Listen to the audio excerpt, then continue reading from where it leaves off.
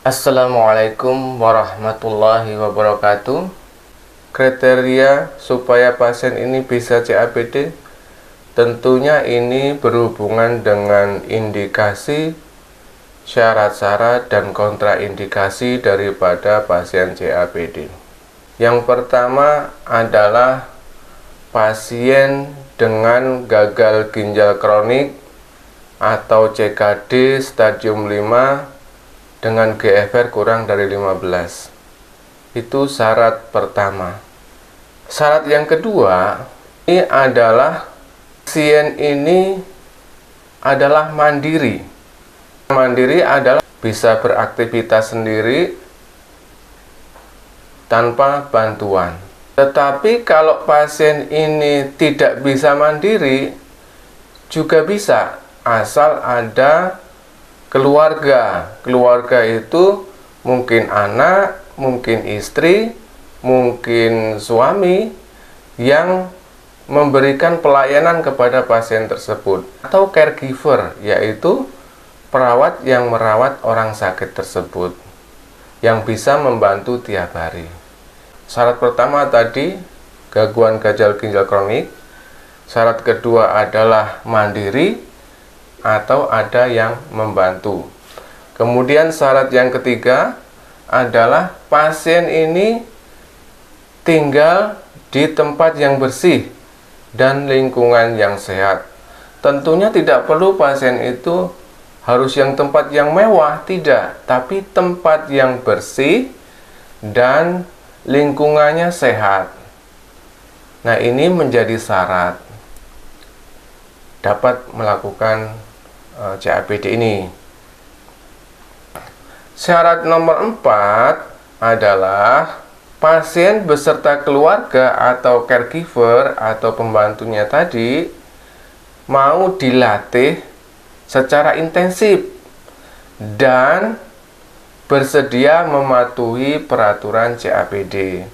Jadi pasien beserta keluarga tadi atau caregiver itu mau melaksanakan pelatihan secara intensif dan mau mematuhi peraturan CAPD. Itu nomor 4. Jadi 4 syarat ini merupakan indikasi atau kriteria pasien yang akan menjalani CAPD.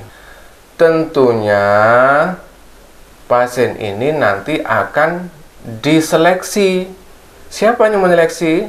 Yang menyeleksi adalah dokter spesialis konsultan hipertensi atau dokter spesialis penyakit dalam yang sudah berpengalaman di dalam CAPD.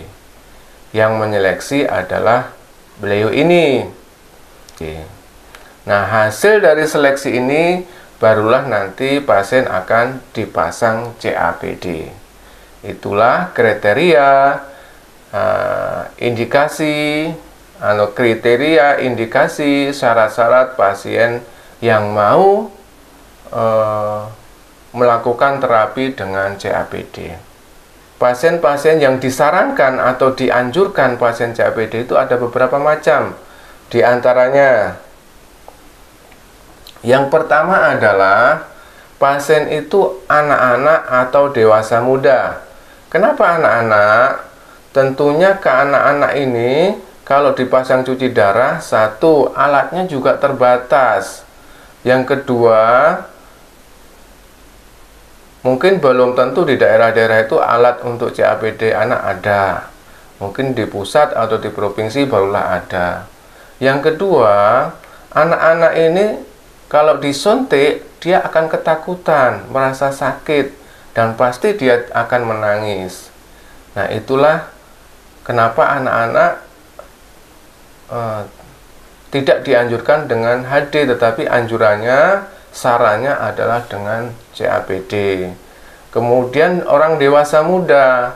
Dewasa muda ini biasanya masih ada kuliah atau bekerja aktif. Nah, ini masih waktunya itu masih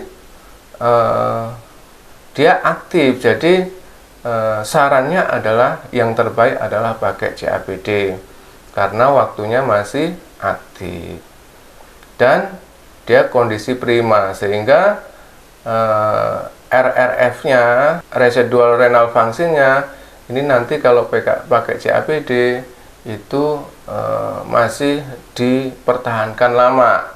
Disarankan memakai CABD. Kemudian yang kedua adalah pasien hemodialisa yang sulit untuk masangnya. Dia pasang CDL macet-macet, pasang seminonya nggak jadi, sekali nggak jadi, dua kali nggak jadi. Kemudian dipasang femoral juga, terpaksa dipasang femoral. Akses masuknya pembuluh darahnya kecil, akses masuknya juga kecil. Akhirnya kan kesusahan. Jadi pasien tersiksa dengan tusukan-tusukan. Ini sebaiknya disarankan CABD.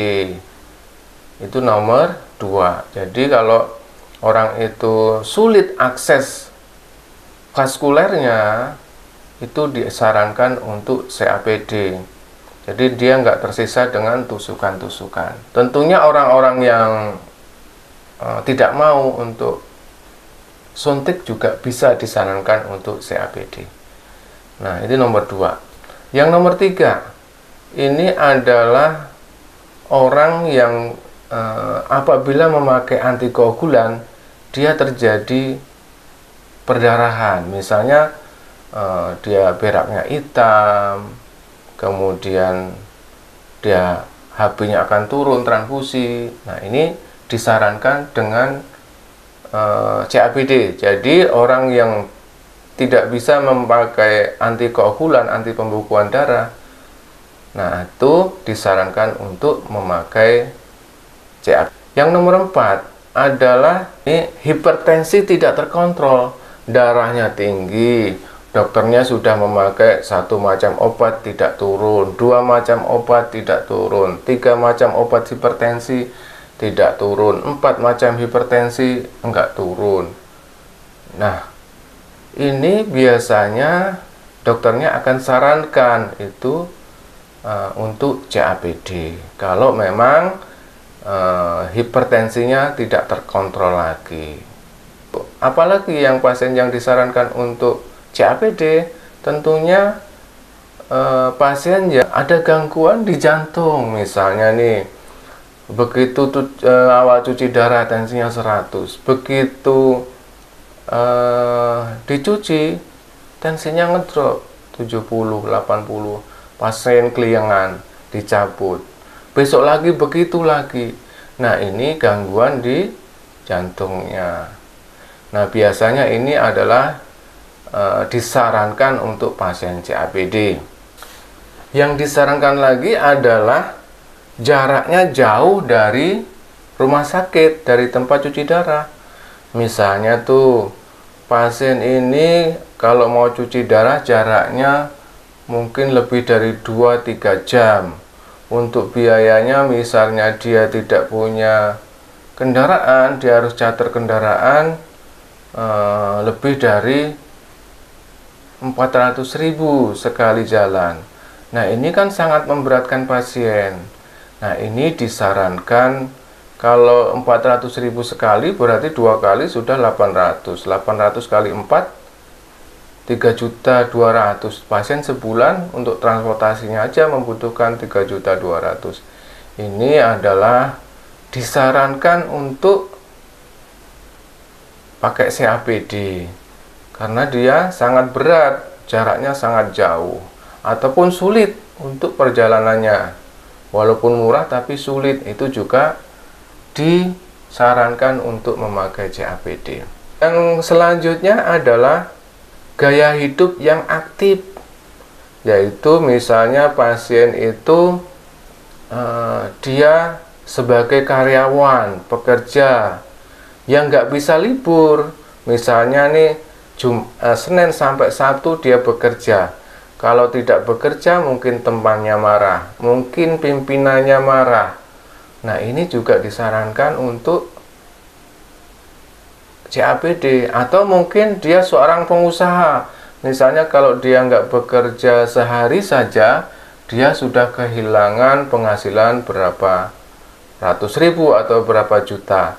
Nah, ini akan disarankan dengan menggunakan CAPD. Jadi gaya hidup yang aktif. Jadi saran pasien-pasien yang disarankan CAPD adalah satu, adalah anak-anak, dewasa muda.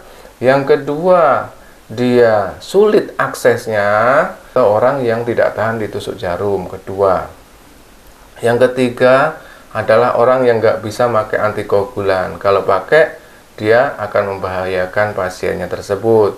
Yang keempat, dia darah tinggi yang tidak terkontrol. Yang nomor 5 adalah ada gangguan jantung. Dia nggak bisa pakai hemodialisa. Yang keenam, yang disarankan adalah jaraknya jauh dari rumah sakit yang memiliki cuci darah. Yang ke nomor 7 adalah pasien dengan gaya hidup yang aktif. Inilah pasien-pasien yang disarankan untuk memakai CAPD. Tentunya ada kontraindikasi pasien yang tidak bisa menggunakan terapi CAPD. Namanya kontraindikasi. Nah, kontraindikasi itu ada dua. Kontraindikasi absolut dan kontraindikasi relatif. Kalau yang kontraindikasi absolut itu adalah dia memang tidak bisa memakai CAPD. Karena apa? Contohnya nih, luka yang luas di permukaan perut. Ini tidak bisa memakai CAPD karena nggak bisa memasang kateter tengkopnya. Itu nomor 1. Contoh nomor 2, misalnya di rongga perut, di peritoneum ada tumor atau infeksi di dalamnya. Itu juga tidak bisa. Yang ketiga, contohnya ada perlengketan di peritoneum, misalnya dulunya sering operasi sehingga ada operasi yang luas sehingga di peritoneum terjadi perlengketan. Yang keempat, misalnya ada infeksi di rongga panggul, itu juga bisa merupakan kontraindikasi absolut. Atau ini pasiennya tidak bisa mandiri dan tidak ada orang yang bisa membantunya, keluarga maupun orang lain tidak bisa membantu, itu juga nggak bisa dilakukan pemasangan CAPD.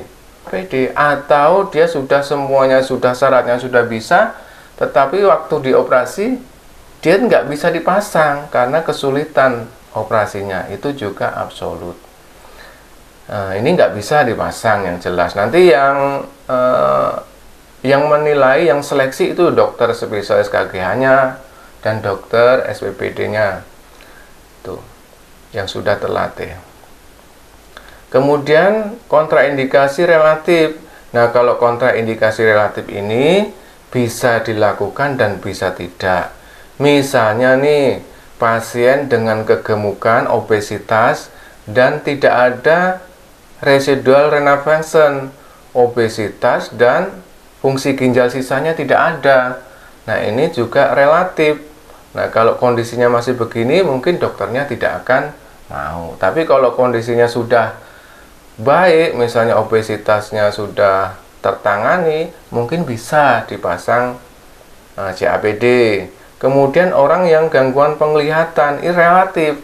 Kalau orang ke gangguan penglihatan ini tidak ada yang membantu, keluarga atau caregiver, nggak bisa. Tetapi kalau dia gangguan penglihatan tetapi ada yang membantu, Pak, saya siap membantu tiap hari, keluarganya misalnya, saya tiap hari ada di sampingnya, istrinya misalnya, atau caregivernya, itu juga bisa. Kemudian kalau relatif lagi, contohnya adalah pasien gangguan jiwa, itu juga relatif. Karena apa? Karena di waktu gangguan jiwa dia tidak bisa, tapi kalau kondisinya sembuh dia juga Bisa nanti yang menentukan adalah dokter KGH-nya. Atau mungkin PPOK. Nah, PPOK nanti tergantung, kalau PPOK-nya udah membaik, mungkin dokternya akan memberikan izin. Nah, itu termasuk relatif, nanti tergantung dokternya akan menilai apakah kontraindikasi relatif ini bisa dilakukan atau tidak bisa dilakukan. Inilah gambaran kriteria daripada pasien gagal ginjal yang ingin menjalani terapi CAPD. Nah, ini semua hanya gambaran, nanti seleksinya adalah dilakukan oleh ahli, yaitu dokter spesialis penyakit dalam, KGH, konsultasi ginjal hipertensi, maupun dokter spesialis penyakit dalam yang sudah pengalaman. Kalau sudah semuanya diseleksi oleh beliau, nanti akan ditetapkan kapan pemasangan kateter T-cup-nya oleh dokter tersebut atau oleh dokter bedah yang sudah berpengalaman. Demikian, ini mungkin hanya bisa untuk edukasi ataupun untuk bahan pertimbangan kepada pasien-pasien yang ingin menjalani CAPD. Semoga yang sedikit ini bermanfaat. Kalau ada salah saya minta maaf. Saya akhiri. Wabillahi taufik walhidayah. Wassalamualaikum warahmatullahi wabarakatuh.